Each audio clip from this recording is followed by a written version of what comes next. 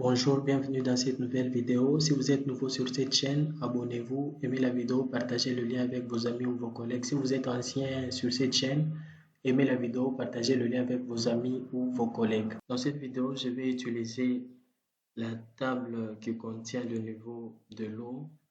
Je vais créer un modèle stratigraphique et je vais créer une animation à partir de T-Data, de données liées au temps. Donc, je vais commencer par créer un modèle stratigraphique avec les nouvelles données dans le nouveau projet que j'ai créé. Je vais aller dans Modèle, Interpolate Surfaces. Je vais laisser cette option activée. Je vais choisir l'algorithme d'interpolation. Je vais prendre l'inverse des distances. Et pour les options additionnelles, je vais laisser ces deux options activées. Et puis OK. Dans Diagram Options, je vais me rassurer que toutes ces options ici sont désactivées et puis OK. Et je puis Process.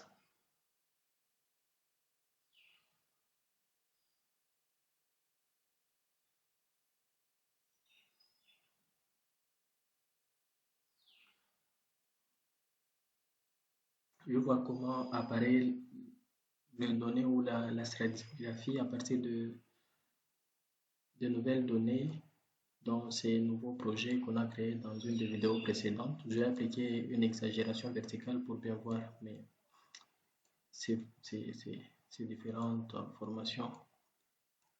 Et à partir d'ici, comme expliqué dans la vidéo sur la stratigraphie, on peut voir toutes les formations séparément.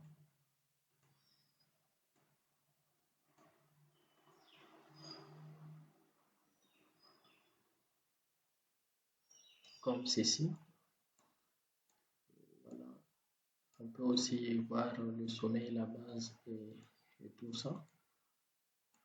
Voilà. Je vais enregistrer ces modèles carrément. Je vais aller dans File, Save.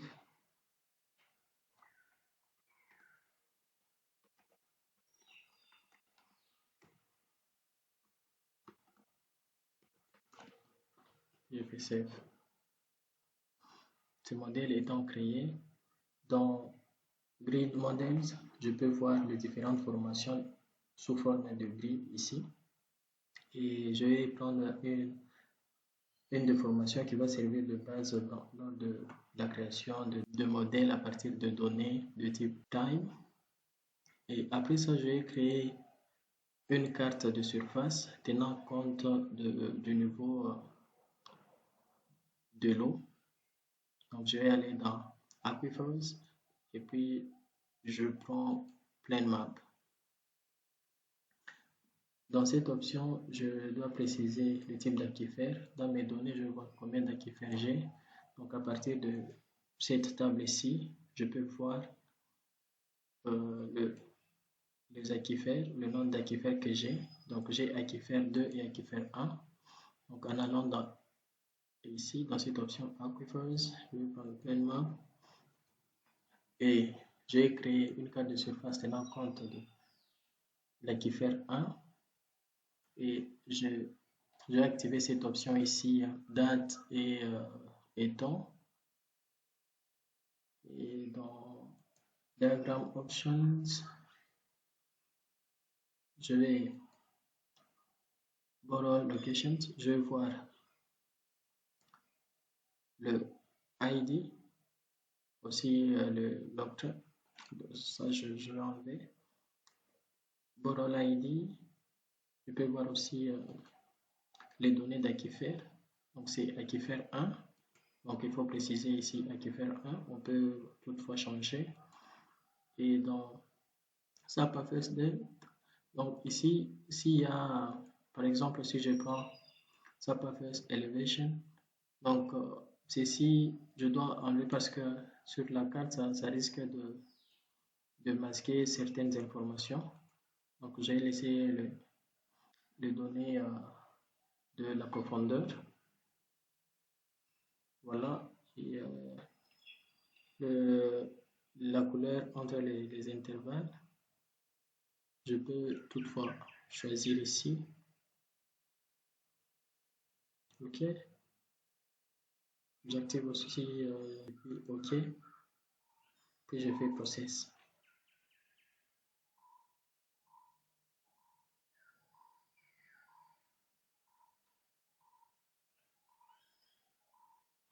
Voici comment se présente la carte d'Aquifer 1, la carte des surfaces. Dans Diagram Options, je peux aussi afficher les lignes de contour pour que ça soit beaucoup plus clair.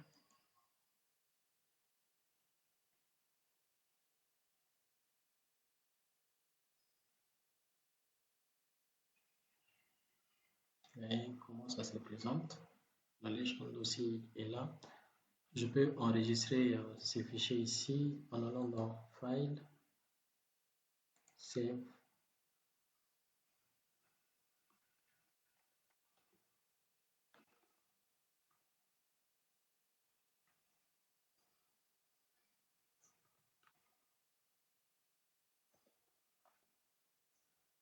Save.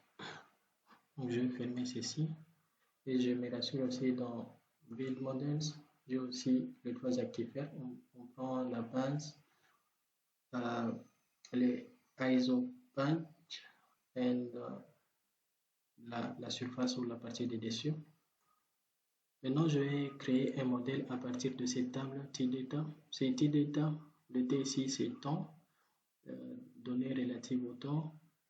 Donc j'ai la profondeur de tête, la profondeur de base, et j'ai la date, et j'ai deux variables ici. Donc je vais créer à partir de la première variable, l'arsenic.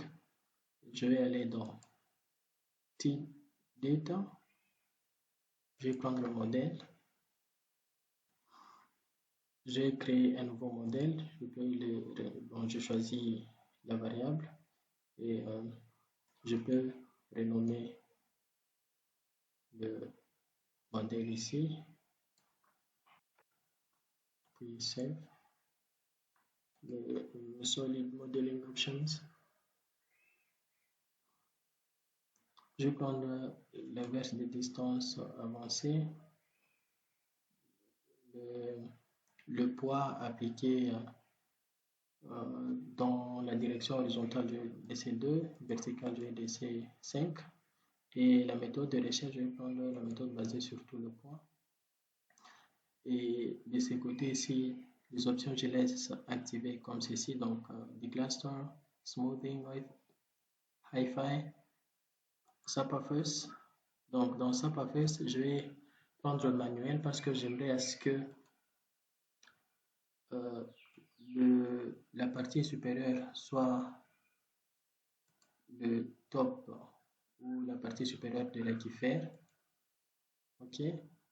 Et SAPA-First, la partie inférieure, j'aimerais que ça soit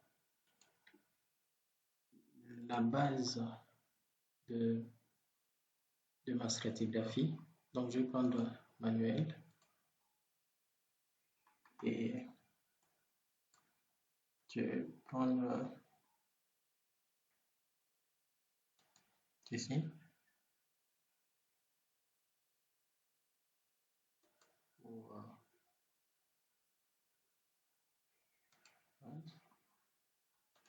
Et ici, prendre ici, prendre ici.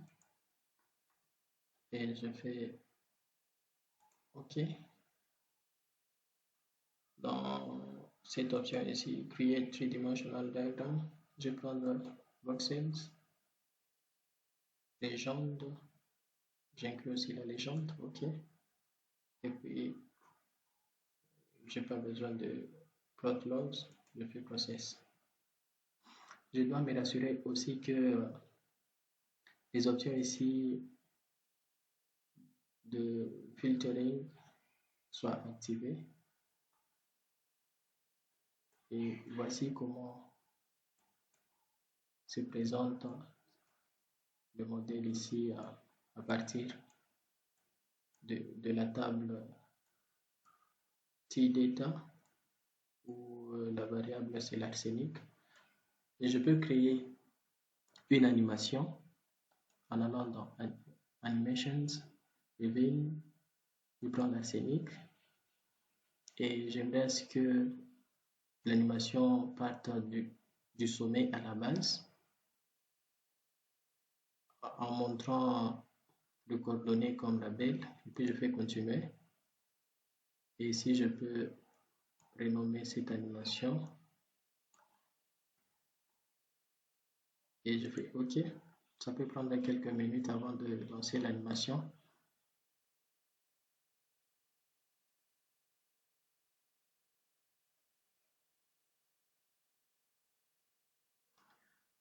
N'oubliez pas de vous abonner, d'aimer la vidéo, de partager le lien avec vos amis ou vos collègues. Et si vous avez des questions, laissez-les dans les commentaires. Si vous avez besoin du logiciel, faites-le savoir dans les commentaires aussi.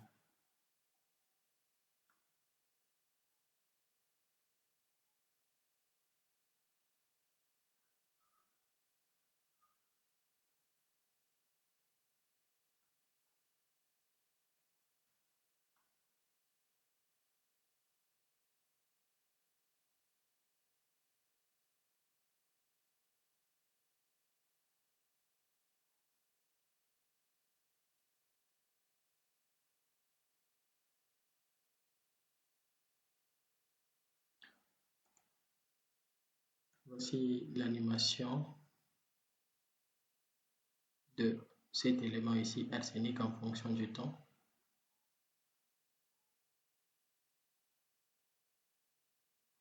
Où la base, c'est la base de la stratigraphie et le sommet qui est la surface de l'aquifère. Voilà, lors de la vidéo prochaine, on va faire un modèle 3D de aquifères. Merci d'avoir suivi cette vidéo. Bye, à la prochaine.